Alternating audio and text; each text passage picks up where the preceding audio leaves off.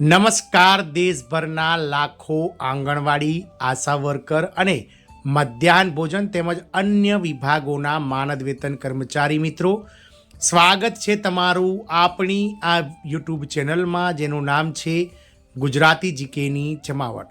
તો દેશભરના લાખો આંગણવાડી આશા અને મધ્યાહન ભોજન કર્મચારીઓનો સંઘર્ષ, વેતન સુરક્ષા અને સન્માન માટે દેશવ્યાપી અવાજ ઉઠાવવામાં આવી રહ્યો છે. છેલ્લા 2 દાયકાઓથી આ કર્મચારીઓ કે જેઓ માનદ વેતન પર કામ કરી રહ્યા છે, તેઓ પોતાની મુખ્ય માંગણી જેવી કે માનદ વેતનમાં વધારો કરવો સહિતની જે મુખ્ય માંગણીઓ છે તેને લઈ અને સરકારો સામે ઝઝૂમી રહ્યા છે.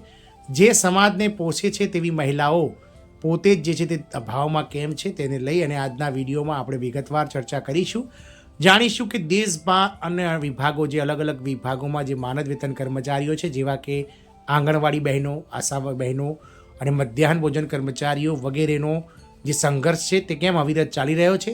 સાથે એ પણ જાણીશું કે હાલમાં વિવિધ રાજ્ય સરકારો દ્વારા આ કર્મચારીઓને જે કહી શકાય કે એક ઉચ્ચ પ્લેટફોર્મ પર એટલે કે મોંઘવારીના સમયમાં બજાર સામે ટકી રહેવા માટે કેવા અથાગ પ્રયત્નો કરવામાં આવ્યા છે અને તેમની વેતન સુરક્ષા અને સન્માન માટે જે દેશવ્યાપી અવાજ ઉઠાવ્યો છે તેમાં અન્ય રાજ્ય સરકારો દ્વારા કેવા કહી શકાય કે જે છે કે આ કર્મચારીઓ માટે જે છે તે પગલાં લેવામાં આવ્યા છે. તમામ માહિતી સાથે આજના વિડીયોમાં આપણે ઉપલબ્ધ છીએ. તો વિડીયોના અંત સુધી આપ બન્યા રહેશો અને જો ચેનલમાં આપ નવા સબસ્ક્રાઈબર હોય તો કર્મચારી મિત્રો અમારી ચેનલને સબસ્ક્રાઈબ કરીને બાજુમાં રહેલું બેલ આઇકોન દબાવી ઓલ નોટિફિકેશન ઓન કરવાનું ભૂલશો નહીં.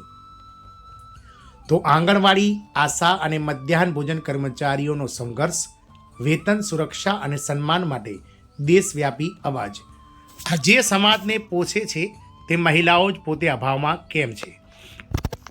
જે મહિલાઓ દેશના લાખો બાળકોના પેટ ભરે છે, ગર્ભવતી માતાઓની સંભાળ રાખે છે, કુપોષણ સામે મોખરે લડે છે અને આવતી પેઢીની પાયાની ઈંટ મૂકે છે, એ જ મહિલાઓ પોતે આજે અસુરક્ષા, અપમાન અને આર્થિક અછત વચ્ચે જીવે છે.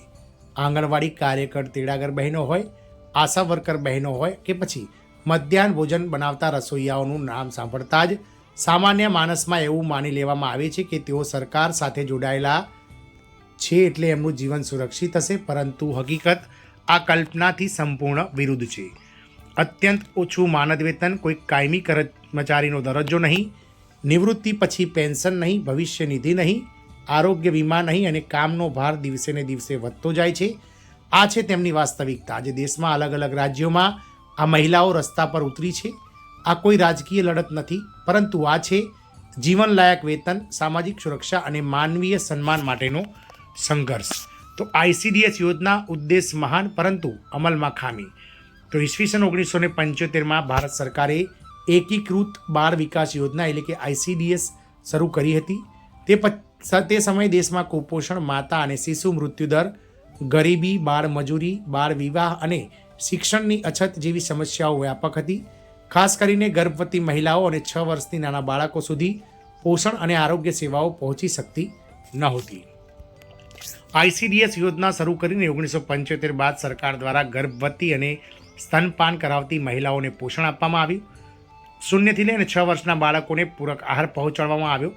બાળકો, ગર્ભવતી મહિલાઓ, સ્તનપાન કરાવતી મહિલાઓ વગેરેના રસીકરણ કરાવવામાં આવ્યા.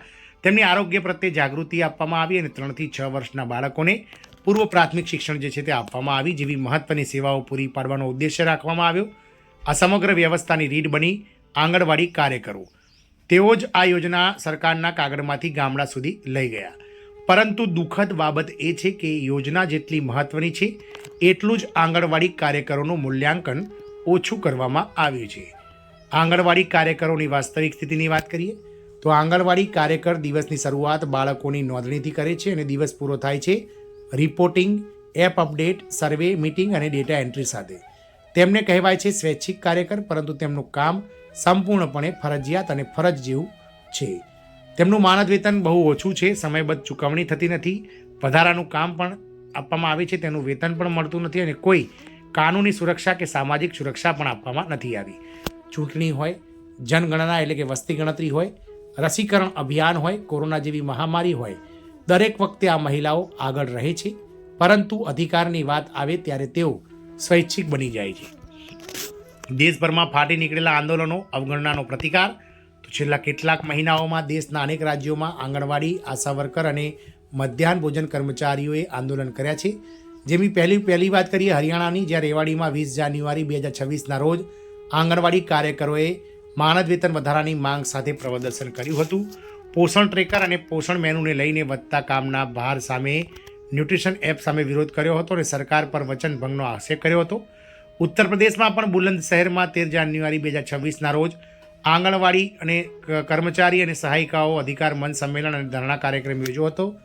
ન્યૂનતમ વેતન એટલે કે લઘુત્તમ વેતન, સામાજિક સુરક્ષા અને વધારાના માનદ વેતનની માંગ કરવામાં આવી હતી. 31 જાન્યુઆરી સુધી નિર્ણય નહીં લેવાય તો કામ બંધ કલમ બંધ આંદોલનની પણ ચેતવણી અપાઈ હતી. વાત કરીશું ઓડિશાની, જ્યાં ભુવનેશ્વરમાં 25 નવેમ્બર 2025ના રોજ હજારો આંગણવાડી કાર્યકરો દ્વારા વિધાનસભા સત્ર પહેલાં પ્રદર્શન કરવામાં આવ્યું હતું.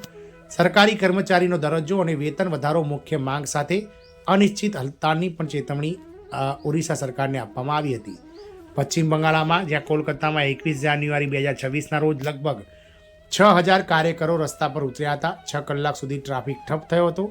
જનજીવન પ્રભાવિત થયું, પરંતુ માંગો તરફ સરકારનું ધ્યાન ગયું નહીં.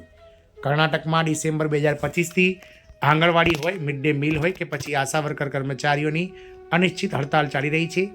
બેંગલુરુ સહિત અનેક જિલ્લાઓમાં પ્રદર્શન થઈ રહ્યું છે. સેવાઓ ખોરવાઈ છે, પરંતુ હજુ સુધી સરકાર મૌન છે. મધ્યપ્રદેશના માહીહરમાં 16 જાન્યુઆરી 2026ના રોજ આશા બહેનો દ્વારા 3 દિવસનો ધરણા કાર્યક્રમ યોજાયો હતો.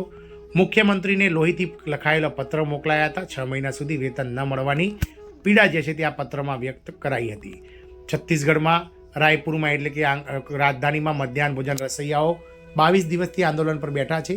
દિવસના માત્ર 66 રૂપિયા મજૂરી, 400 રૂપિયા દૈનિક વેતનની માંગ સાથે આ હજારો મધ્યાહન ભોજન રસૈયાઓ 22 દિવસથી આંદોલન અને ઉપવાસ કરી રહ્યા છે. વેતન પ્રશ્ન અને સિસ્ટમની ગૂંચવણ, આંગણવાડી હોય કે પછી આશા કાર્યકરોને સરકાર આજે પણ માનદ વેતન કર્મચારી ગણે છે. કેન્દ્ર અને રાજ્ય સરકાર બજેટ ફાળવે છે, પરંતુ ફંડ ક્યાંક ને ક્યાંક અટકી જાય છે, મોડું મળે છે અથવા તો કાગળ પર જ રહી જાય છે. બીજી બાજુ એપ, ઇવેન્ટ, જાહેરાત અને વહીવટી ખર્ચ પર કરોડો રૂપિયા ખર્ચ થાય છે. પ્રશ્ન ઊભો થાય છે કે જો આ યોજનાનો સામાજિક વિકાસની રીત છે તો તેને અમલમાં મૂકતી મહિલાઓ માટે પૂરતું બજેટ કેમ નહીં? પૈસાનો નહીં, પ્રાથમિકતાનો પ્રશ્ન. વારંવાર કહેવામાં આવે છે કે સરકાર પાસે સંસાધનો નથી, પરંતુ વાસ્તવિકતા એ છે કે પ્રાથમિકતા ખોટી છે. એક તરફ ભવ્ય મંદિરો, મૂર્તિઓ અને ધાર્મિક કાર્યક્રમો પર હજારો કરોડ રૂપિયા, બીજી તરફ બાળકોને ભોજન આપતી અને માતાઓને બચાવતી મહિલાઓ માટે ફંડ નથી. આ તુલના ધર્મ સાથે નથી, આ નીતિ સામે છે. સાચો વિકાસ એ છે કે જે બાળકનું પેટ ભરે, માતાને સુરક્ષિત રાખે અને મહિલાને સન્માનજનક રોજગાર આપે. માત્ર વેતન નહીં, સન્માનની લડાઈ. આ સંઘર્ષ ફક્ત પૈસાનો નથી, આ લડત છે ઓળખની, અધિકારની, સન્માનની. પેન્શનની નથી, ભવિષ્ય નિધિની નથી, આરોગ્ય વીમાની નથી. તમામ વસ્તુ નથી, પેન્શન નથી મળતું, ભવિષ્ય નિધિ યોજના નથી, આરોગ્ય વીમા નથી. મહારાષ્ટ્રમાં આંદોલન દરમિયાન એક આંગણવાડી કાર્યકરનું મૃત્યુ આ માત્ર સમાચાર નથી, આ સિસ્ટમની નિષ્ઠુરતાનો પુરાવો છે. આજે દેશભરમાં રસ્તા પર ઉતરેલી આ મહિલાઓ ફક્ત પોતાનો હક નથી માંગી રહી, તે ચેતવણી આપી રહી છે કે જો સમાજના પાયાને મજબૂત કરતી મહિલાઓને અવગણવામાં આવશે તો એની કિંમત આખી પેઢીએ ચૂકવવી પડશે. પ્રશ્ન એ નથી કે સરકાર શું કરી રહી છે, પ્રશ્ન એ છે કે સરકાર શું કરવા માંગે છે. કારણ કે જ્યારે બાળકો અને મહિલાઓના જીવનનો પ્રશ્ન હોય ત્યારે ચૂપ્પી પણ એક નીતિ બની જાય છે અને એ જ સૌથી ખતરનાક છે. આમ કહી શકાય કે ગ્રાઉન્ડ લેવલે કામ કરનાર આ માનદ વેતન કર્મચારીઓ જેવા કે આંગણવાડી બહેનો, આશા વર્કર બહેનો અને મધ્યાહન ભોજન કર્મચારીઓની જે અવગણના થઈ રહી છે, તેમનો જે સંઘર્ષ છે વેતન, સુરક્ષા અને સન્માન માટે, તે ક્યાંક ને ક્યાંક જે છે તે ધીરે ધીરે લડાયક બની રહ્યો છે અને સરકારને ચેતવણી આપવામાં આવી રહી છે. જોવાનું એ રહેશે કે બજેટ 2026-27 કે જે આગામી 1 ફેબ્રુઆરીના રોજ રજૂ થઈ રહ્યું છે, તેમાં સરકાર દ્વારા આ મધ્યાહન ભોજન કર્મચારી, આંગણવાડી કર્મચારી, આશા વર્કર જેવા જે માનદ વેતન કર્મચારીઓ છે તેમના હિતમાં જે છે તે આખરે 2 દાયકા બાદ શું નિર્ણય સરકાર લે છે. જય હિન્દ, અસ્તુ.